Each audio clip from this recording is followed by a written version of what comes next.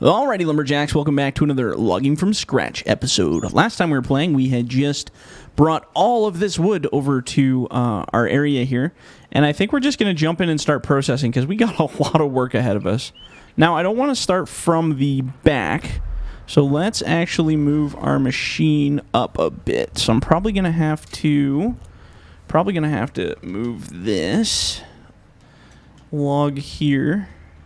Oops. Let's keep that straight. We'll switch back over to that. There we go. Perfect. And see if we can slide over there. Beautiful. So what I kind of want to do is I want to make enough space that I can actually get my machine alongside this. So I'm going to have to push these back a little bit because they are just too darn close. So let's get this all pushed back. I should have thought about that when we actually dropped these off, but I wasn't thinking. I was like, oh, let's just get all this wood to the landing. Oops.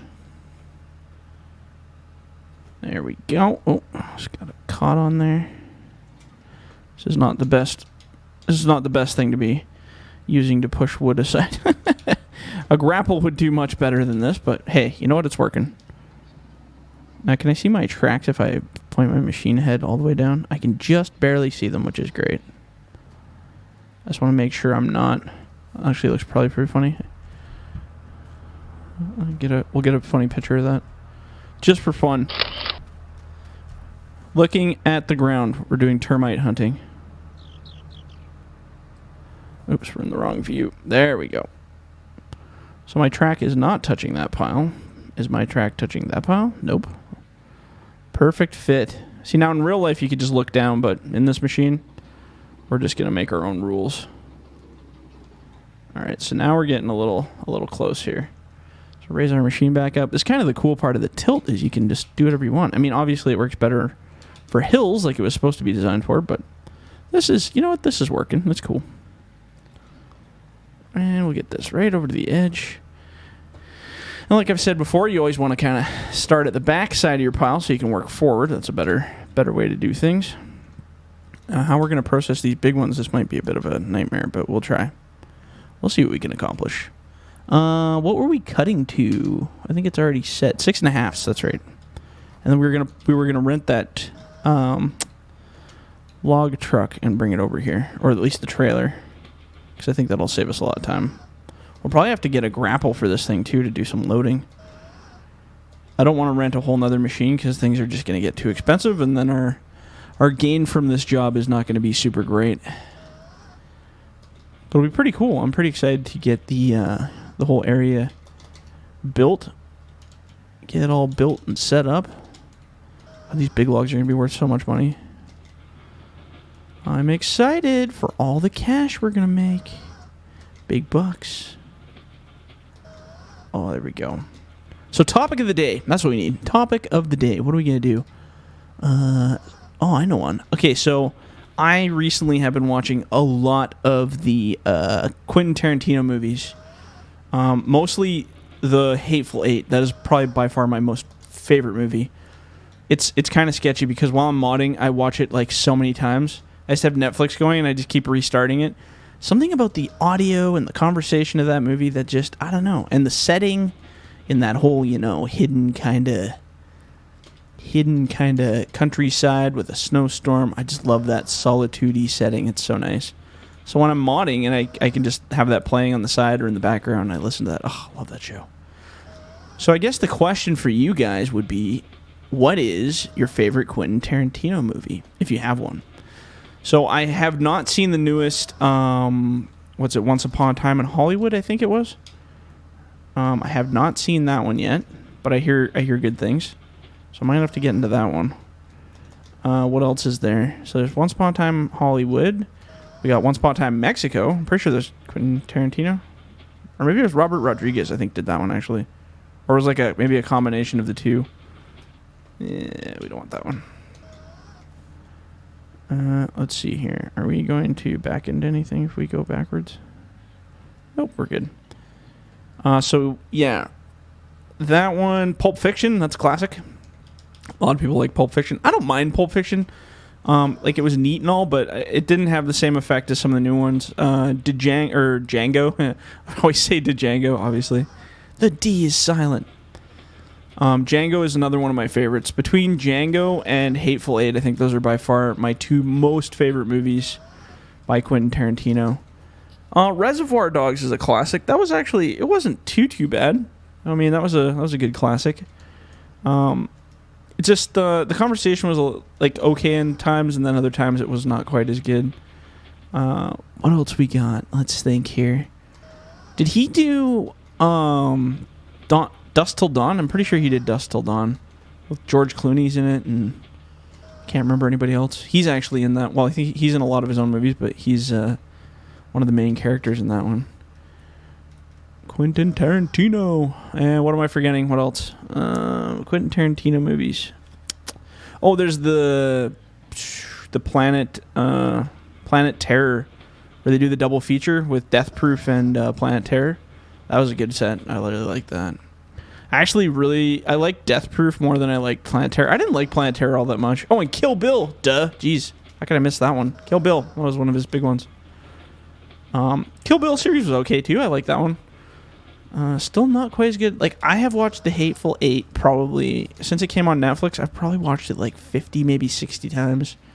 And I mean, granted, I'm always modding and it's just playing in the background, but there's something about that dialogue. It's weird how you get like a show that you're like hooked to, like you're addicted to it. It's like my wife has the same thing. She has like these certain movies that she can watch that she like just literally falls asleep to, because those are just like the movies she likes to watch. And it's like the same, she can watch the same show over and over, and it's exceptionally weird, but it's cool. I'll just cut that up, get rid of that limb. But yeah, it's weird. I have friends that are the same way. Like, they have certain shows that they can just keep watching over and over and over and over, and they never get bored of them. They just love those shows, which is, I don't know, I think it's pretty cool. I think it's pretty dope. If we can get a better picture here. I wonder if we can get a good picture of this guy from out here. Oh, look, she's getting muddy now. Ho ho. See if I can get a jump shot. Ready? Jump shot! Oh, yeah. That'll be good. Oh, yeah. She's getting nice and muddy. I love the retexture pack. It's been so much fun. Beautiful. Just messy and beautiful. The way mud should be. Oh, I should really, should probably redo the mud on that guy. I don't really like that mud. But yeah, anyway, it's definitely interesting to hear about people just loving certain movies. I don't know. Do you guys have, okay, regardless of the Quentin Tarantino favorite movie collection, because not everybody has a favorite one of those, but do you have a movie? It's a double question. So one, what is your favorite Quentin Tarantino movie, if you got one? And the second part is, do you have a movie of any kind, doesn't matter what movie, that you can just watch over and over and over like a million times and never get bored of it? Just like that go-to comfort film that you just love. Pretty sure everybody's got one in some form or another. One of my buddies, there's like cartoons. He just loves, there's certain old Disney cartoons that he can just like, I don't know, he just loves them. He just absolutely loves watching that stuff, which is cool. No judgment. I like Disney too. Good times. We're gonna talk a lot about movies over the next few episodes, because that's just what I've been. Whoops. I always go to control that second claw to open and close it, but I remembered I removed that. So I always end up tilting the machine down when I use this guy. Oh, we don't need to cut it that far back. Over there. These big ones are gonna be messy. There we go. Beauty. Look at this beautiful pile. This is awesome. Just freaking awesome. So yeah, movies. What's another movie I used to... another really good comfort movie that I used to watch was something called... What the hell was it? Oh, Scanner Darkly. A Scanner Darkly. So it's got Keanu Reeves, Robert De Niro, and Benicio del Toro.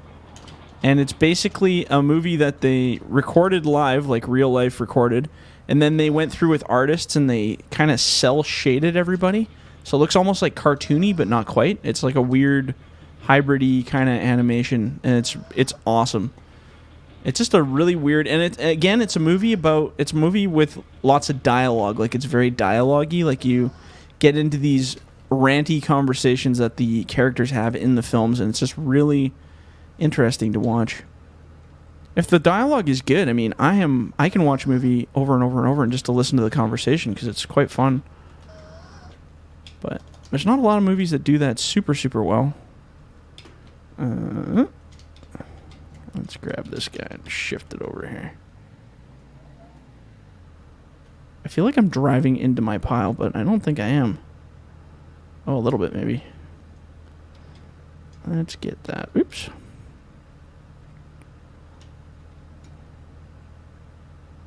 Beauty. But yeah, no, there's a lot of choice in cinema. And I've heard rumors, I don't know if you guys have Disney Plus, but I've heard rumors of a lot of people, or a lot of movies coming out that are more of the adult side of Disney as opposed to just the kids shows.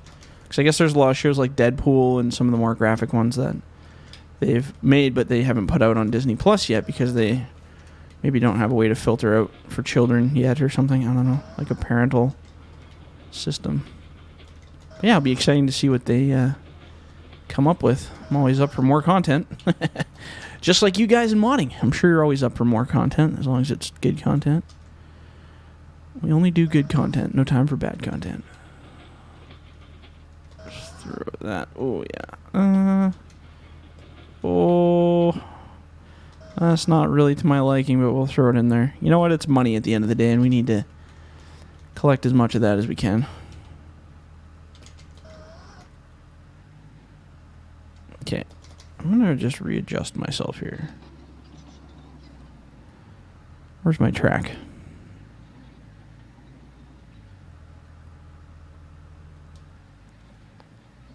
There we go. Right about there. Perfect. All right, let's try this again.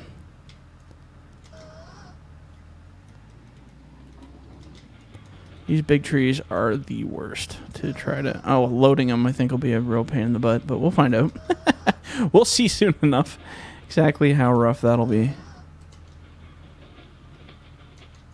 There we go. So I hope we can get all of these processed on this episode. That was the goal. But looks like we're not too far away from it.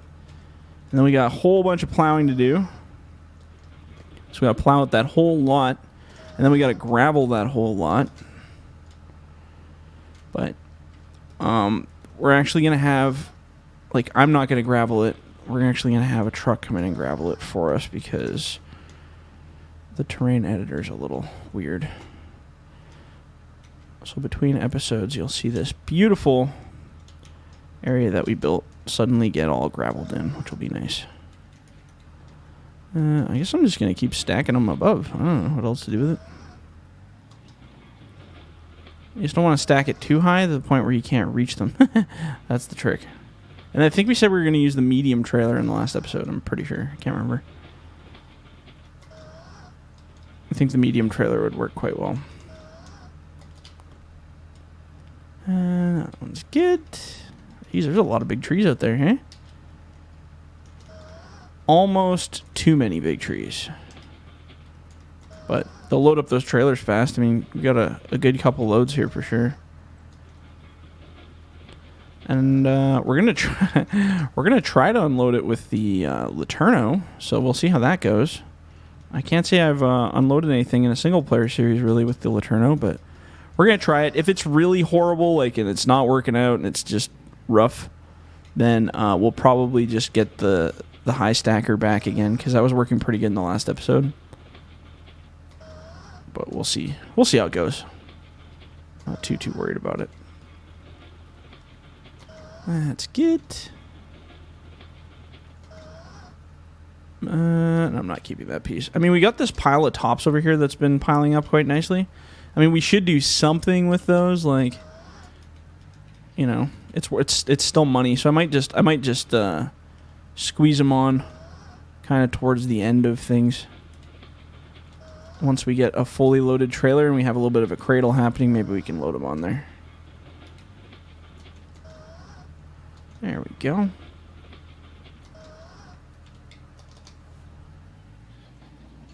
And oh, we still got a few left here. And we better get going here. We only got about 5 more minutes. Holy, give her, boys. I would like to get these ones done, though. That would be nice. I mean, they don't have to be on here perfect. I mean, we can always pencil the load, so we'll just go hyperspeed here and get some processing done. It's the big ones that are slowing me down. These little ones are nothing, but the big ones are a lot more of a pain in the butt. There we go. Beauty. There we go. Excellente. No. Don't think so. Good try, though. You must be this high to fit on the pile. I mean, that's pretty much what a processor operator is. It's just a carny at the fair, you know, telling people what size they have to be to get on the rides. In a nutshell, I mean, that's pretty much what they are. Oh, this pile kind of went to crap on this side. Let's just see if we can kind of squeeze it all together here. And then maybe we'll give it a little bit of a bump. Just a little bump. I mean, whatever. We were dumb and we started cutting at that end. We should have just never done that and it would have been a perfect pile. So this is just, you know, a good learning lesson. And then when we get back in the next one, we'll probably do some loading, but we'll also have to clean up this pile we made here. Oops, I think my tracks are hitting these now. So let's slide all of this back so our tracks do not run into them, because that's bad. And we'll slide all this. And then we're going to just go like this.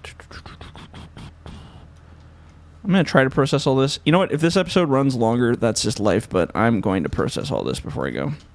That's just my decision, and I have made it. So there.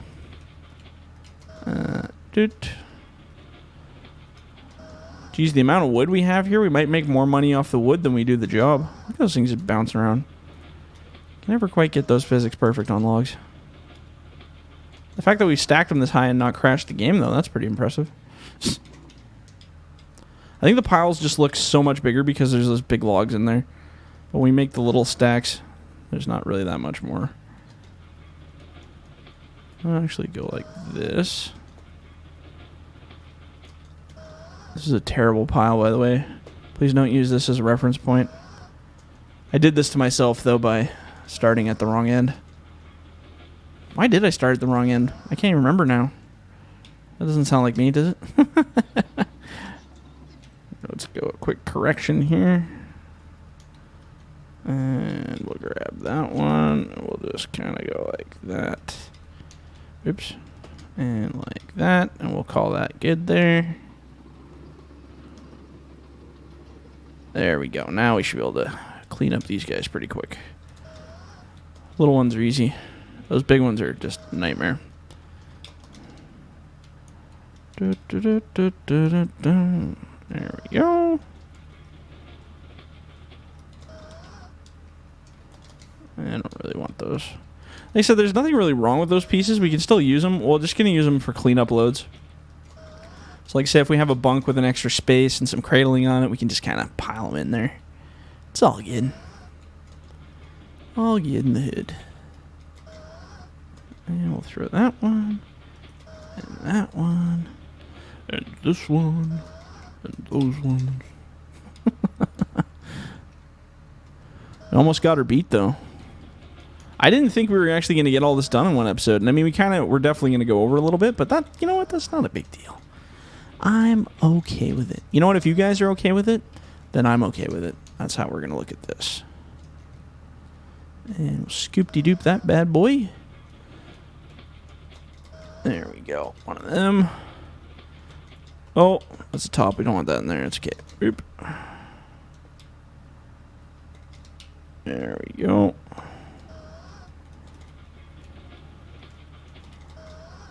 Beauty. I still got some tails on them there, but you know what? Whatever. And I think we may have to actually use the high stacker for this stuff. I'm thinking about it with the Laterno, and I'm like, I don't think we can do this with shorts. I mean, we could try. I just don't want to create a mess that we have to clean up, right? So maybe I'll replace the Laterno with the high stacker, and then if we switch to longs, then we'll use the Laterno at the mill.